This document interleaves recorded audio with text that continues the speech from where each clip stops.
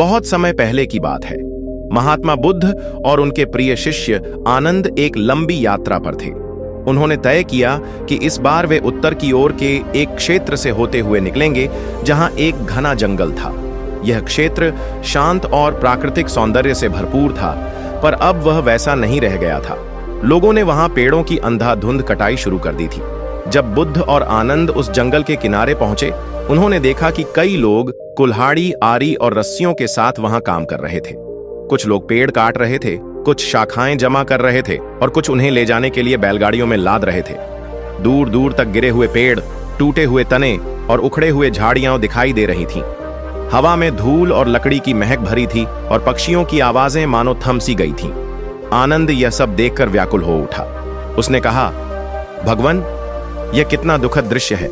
यह जंगल जहां पक्षी, जीव जंतु और पेड़ पौधे साथ रहते थे, अब उजड़ रहा है। ये लोग इसे नष्ट कर रहे हैं। हमें इन्हें रोकना चाहिए। बुद्ध चुप रहे। उन्होंने आनंद की आंखों में चिंता देखी, लेकिन उन्होंने कोई उत्तर नहीं दिया। उन्होंने केवल अपने हाथ से इशारा किया, चलो वहां चलकर बैठते हैं। दोनों एक छायादार वृक्ष के नीचे जाकर बैठ गए, जो अभी तक बचा हुआ था। बुद्ध की उपस्थिति के कारण वहां हलचल कम हो गई। कुछ लोग उन्हें देखने लगे, कुछ ने उन्हें पहचान लिया। एक वृद्ध व्यक्ति जो पेड़ काट रहा था पास आया और बोला, महाराज, आप इस वीरान जगह में क्यों आए हैं? यह जंगल अब वह नहीं रहा जो पहले हुआ करता था। बुद्ध ने धीरे से पूछा, क्यों नहीं रहा? इस जंगल को क्या हुआ? वह व्यक्ति बोला, हम यहां पेड़ काटने आते हैं। लकड़ी से हमारा घर चलता है, यही हमारा धंधा है। बुद्ध ने पूछा, क्या तुम जानते हो कि यह जंगल सिर्फ लकड़ी का स्रोत नहीं है? यहां जीव जंतु रहते हैं, यहां पक्षी अपने घोंसले बनाते हैं, पेड़ हमें हवा देते हैं, छाया देते हैं। ये पेड़ हमारे मौन संरक्षक हैं। जब हम इन्हें काटते हैं तो क्या हमें लगता है कि हमने केवल एक तना गिराया है या हम किसी जीवन को गिरा रहे हैं? वह व्यक्ति थोड़ी देर चुप रहा, फिर बोला, हम गरीब लोग हैं महाराज। अगर हम पेड़ न काटें तो हमारा पेट कैसे भरेगा?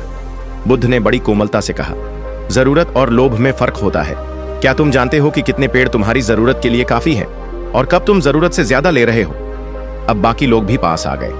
आनंद चुपचाप सुन रहा था।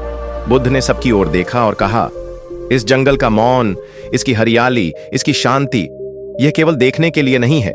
यह हमें सिखाता है कि जीवन में कैसे रहना चाहिए। जैसे यह पेड़ बिना किसी स्वार्थ के फल देता है, छाया देता है, वैसे ही हमें भी जीवन देना चाहिए, न कि उसे काटना। एक युवक ने पूछा, लेकिन महाराज, क्या हम अपने परिवार के लिए कुछ नहीं करें?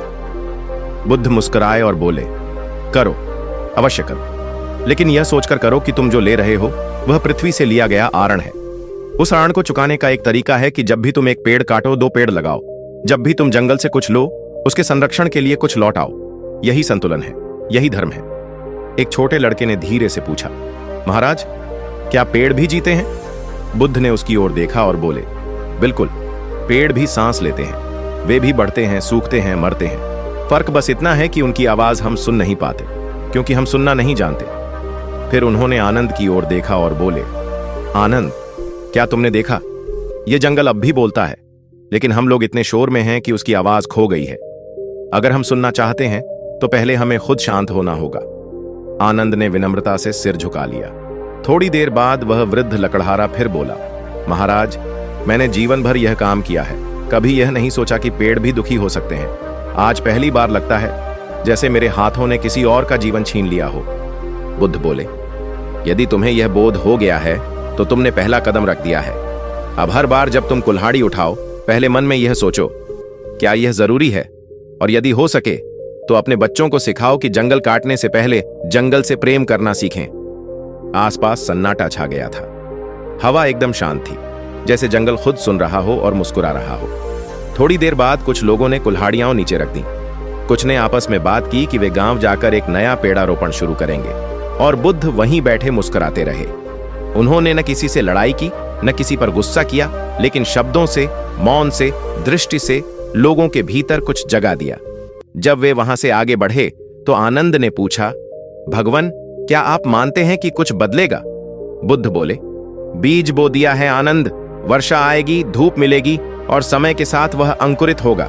परिवर्तन समय मांगता है, लेकिन वह शुरू आज ही होता है, बस एक जागृति से। और दोनों उस जंगल से बाहर निकल गए, लेकिन पीछे एक बीज छोड़ गए, जो सिर्फ धरती में नहीं, लोगों के हृदय में पड़ा था। अगर आपको ये कहानी अच्छी लगी हो तो इसे अपने दोस्तों परिवार के साथ शेयर करें और इस वीडियो को लाइक और हमारे चैनल को सब्सक्राइब जरूर करें। धन्यवाद।